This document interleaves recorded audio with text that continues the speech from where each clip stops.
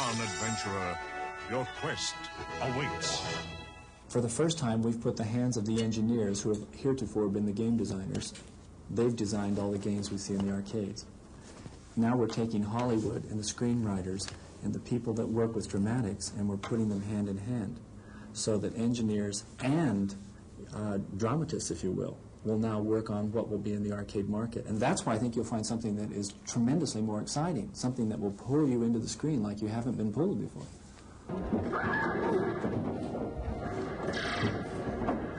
These kids at the Celebrity Sports Center here in Denver are playing the newest rage in arcade games, Dragon's Lair. You've seen how different this game looks from the average video game. The reason is the players are actually playing a movie. Options are presented to the player on screen, and it's up to the player to react correctly. The scenario changes depending on the reactions and decisions the player makes. Make the wrong decision, and our hero, Dirk, meets an untimely end. It was invented in part by former Walt Disney animator Don Bluth, who has struck out on his own and in the last few years has been responsible for the animation in the motion picture Xanadu, and for the artistic and critically acclaimed Secret of Nim. First of all, you have to give the illusion that the game player is in control, when indeed he may not be. But you must give that illusion. I thought, wow, that's right up our alley. That's movie making. Give the illusion, present a moment to him in which he must react, a moment of danger, and then get him to react to that moment at the right moment. Then you'll see another scene in which he is saved from that.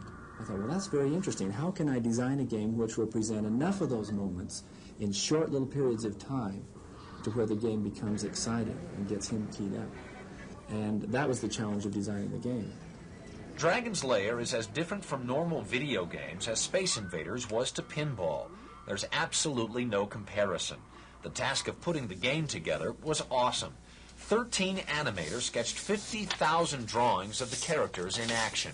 24 drawings for each second on screen. The drawings were then transferred onto clear plastic sheets called cells and painted. Intricate detailed backgrounds were drawn and painted as well. Special effects like raging fire, crumbling walls, and deadly vapor were added to signal immediate danger to the player. The cells were combined, and then each drawing was sent to the camera department for photographing, one frame at a time. 1,440 frames for each minute of finished product. Dialogue, sound effects, and a musical score were added to enhance the feeling of playing a movie instead of a game. Finally, the entire film was transferred to a high-resolution laser disc for use in the game itself. An incredibly complicated process. An incredible game.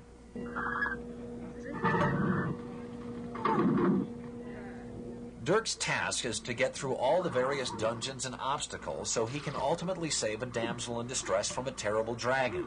It's harder than it looks, and the game costs 50 cents per turn, although you are given 5 tries to make it to Dragonville. They call it participatory video entertainment, and it's expected to give a big boost to the already soaring arcade market, which brought in more than $9 billion last year. That's 3 times the amount of money made by the movie business. Dirk is sure to keep those quarters coming in.